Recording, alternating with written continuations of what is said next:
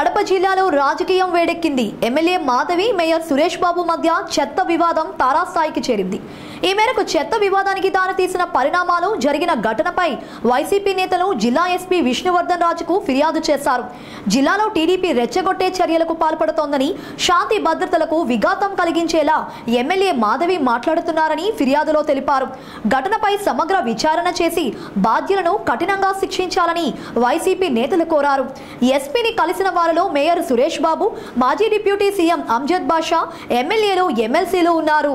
So డెఫినెట్గా భవిష్యత్తులో ఇటువంటి జరగకుండా చూస్తారు అని కూడా నేనైతే భావిస్తాను. మీరు కూడా అంటే యాజ్ ఏ మీడియా కూడా మీరు కూడా దీంట్లో కలగజేసుకోవాల్సిన అవసరం తప్పకుండా ఉంది. ప్రజలకు వాస్తవాలు చెప్పాల్సిన అవసరం కూడా తప్పకుండా ఉంది. ఎవరైతే ఇటువంటి చర్యలు చేసినారో వాళ్ళకు మీరు కూడా కౌన్సిలింగ్ కూడా ఇవ్వాల్సిన అవసరం తప్పకుండా ఉంది అన్నమాట. సో తప్పకుండా ఈ రకంగా చేయండి అని చెప్పేసి మిమ్మల్ని అందరినీ కూడా అభ్యర్థిస్తూ ఇటువంటి చేసిన వాళ్ళను నిజంగా కూడా వాళ్ళపైన యాక్షన్ తీసుకోమని కూడా చెప్పడం జరిగింది. సో డెఫినెట్గా ఈ భవిష్యత్తులో జరగదు అని చెప్పేసి నేనైతే భావిస్తాను. థ్యాంక్ యూ, నమస్కారం. శ్రీకాంత్ పోయినారా ఎస్పీ రూమ్లోకి పోయినారా కలవడానికి?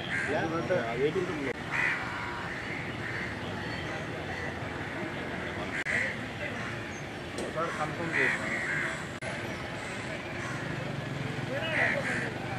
మాట్లాడు.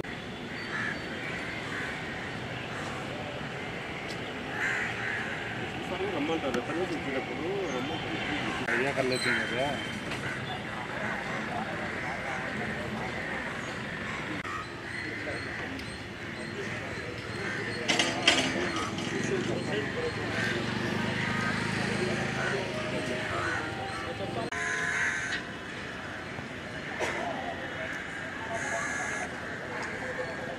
ఈ సైడ్ నుంచి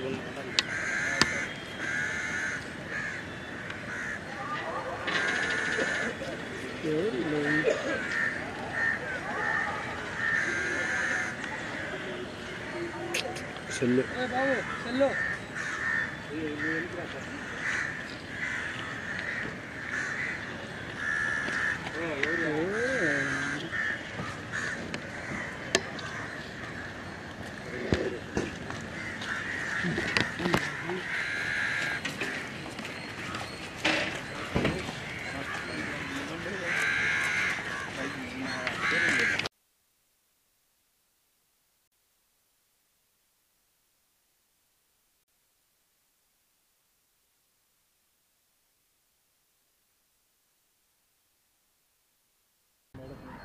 సో అందరికీ నమస్కారం. ఉంది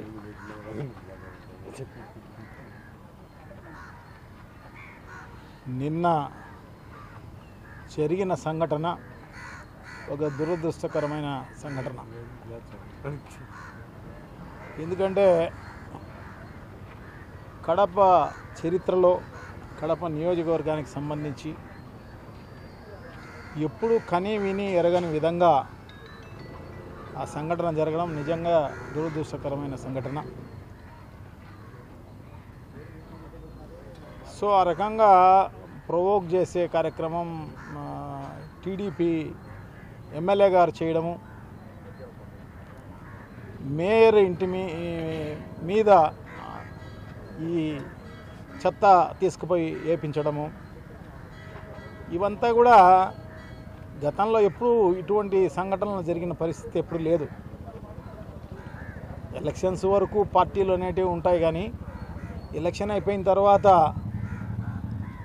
కడప నియోజకవర్గంలో అందరూ కూడా కలిసిమెలిసి ఈ పార్టీ ఆ పార్టీ అనేది ఏం లేదు, కానీ అందరూ కలిసిమెలిసి ఉన్న పరిస్థితే గతంలో ఉన్న పరిస్థితి. అటువంటిది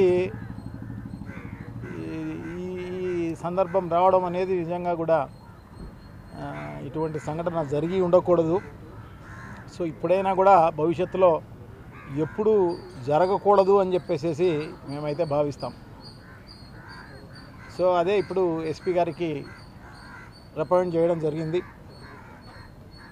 సో అదే కాకోకుండా చెత్త నిర్వహణ అనేది మున్సిపల్ కార్పొరేషన్దే. అదేం దాంట్లో స్థానిక సంస్థలదే. కానీ స్థానిక సంస్థలు ఆర్థికంగా ఆ కెపాసిటీ లేనప్పుడు సో డెఫినెట్గా ప్రభుత్వానిదే. సో ప్రభుత్వం భరించాల్సిన అవసరం తప్పకుండా ఉంది.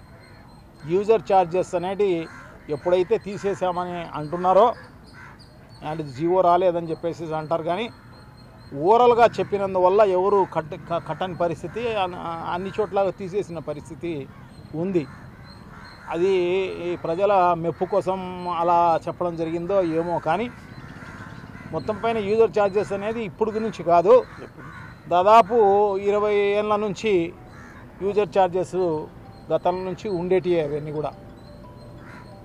సో ప్రజలు కూడా, ఎందుకంటే ఆ స్థానిక సంస్థలు ఆర్థికంగా లేనప్పుడు, ఎందుకంటే ఇదంతా కూడా బాగా కరెక్ట్గా మెయింటైన్ చేయాలంటే ఖచ్చితంగా ఎంప్లాయీస్ అవసరం ఉంటారు. ఎంప్లాయీసే కాకోకుండా వెహికల్స్ అవసరం ఉంటాయి, అన్నీ అవసరం ఉంటాయి. సో ఇటువంటి బేర్ చేయాలంటే స్థానిక సంస్థలకు సంబంధించి ఒక మున్సిపల్ కార్పొరేషన్ అంటే కొంచెం పర్వాలేదేమో, మామూలుగా అయితే స్థానిక సంస్థలకు సంబంధించి పంచాయతీల్లో అయితేనేమి ఇక్కడంతా కూడా డబ్బులు ఏమీ ఉండవు. సో అటువంటి పరిస్థితుల్లో ప్రభుత్వమే బేర్ చేయాల్సిన అవసరం ఉంది. అది యూజర్ ఛార్జెస్ వద్దు అన్నప్పుడు ఖచ్చితంగా ప్రభుత్వం దాన్ని స్పాన్సర్ చేయాల్సిన అవసరం తప్పకుండా ఉంది. ఎంత అవుతుందో అంత డబ్బులు వాళ్ళు ఇచ్చి మెయింటైన్ చేయాల్సిన అవసరం తప్పకుండా ఉంది. సో దానికి మేయర్ ఇంటి మీద చెత్త వేయడము, లేకుంటే కార్పొరేటర్ల ఇంటి మీద చెత్త వేయడము, ఇది ఈ ప్రభుత్వం ల్యాబ్స్, అది ఈ ప్రభుత్వం వైఫల్యం. ఇది ఈ వైఫల్యాన్ని కప్పిపుచ్చుకోవడానికి కోసము ఈ రకంగా కార్పొరేటర్ పైన, మేయర్ పైన, ఇంకొకరి పైన బ్లేమ్ చేసే కార్యక్రమం అనేది తప్పు. అది సో ఇవన్నీ కూడా తెలుసుకోవాల్సిన అవసరం తప్పకుండా ఉంది అన్నమాట. సో మనం ఏవైనా దానికి ఒకవేళ ఏదైనా దానిపైన బాగా చర్యలు తీసుకోవాలి అంటే ఖచ్చితంగా చంద్రబాబు దగ్గరికి పోయి, ముఖ్యమంత్రి గారి దగ్గరికి పోయి రికమెండ్ చేయాలి. మున్సిపల్ కార్పొరేషన్కు ఈ రకమైన పరిస్థితి ఉంది, సో ఇటువంటి పరిస్థితుల్లో మీరు ఇంత డబ్బులు మున్సిపల్ కార్పొరేషన్కి ఇవ్వండి అని చెప్పేసి, మరి టీడీపీకి సంబంధించిన ఎమ్మెల్యేనే కాబట్టి తప్పకుండా రికమెండ్ చేయవచ్చు, ఆ డబ్బులు తీసుకురానివ్వచ్చు, ప్రజలకు మేలు చేయనివ్వచ్చు. సో ఇటువంటి పరిస్థితి. సో భవిష్యత్తులో ఇటువంటి పునరావృతం కాకూడదు అని చెప్పేసి మేమైతే భావిస్తామన్నమాట. సో అదే విషయం ఎస్పీ గారికి కూడా రికమెండ్ చేయడం జరిగింది. ఎస్పీ గారు కూడా సానుకూలంగా స్పందిస్తారు అని చెప్పేసి నేనైతే భావిస్తాను అన్నమాట. నాతో పాటు మా డిప్యూటీ సీఎం అంజద్ బాషా గారు పాల్గొనడం జరిగింది. అలాగే మాజీ డిప్యూటీ సీఎం, తర్వాత మా మేయర్ సురేష్ బాబు అయితేనేమి, మా రాజంపేట ఎమ్మెల్యే గారు శ్రీ అమర్నాథ్ రెడ్డి గారు అయితేనేమి, బద్వేల్ ఎమ్మెల్యే గారు,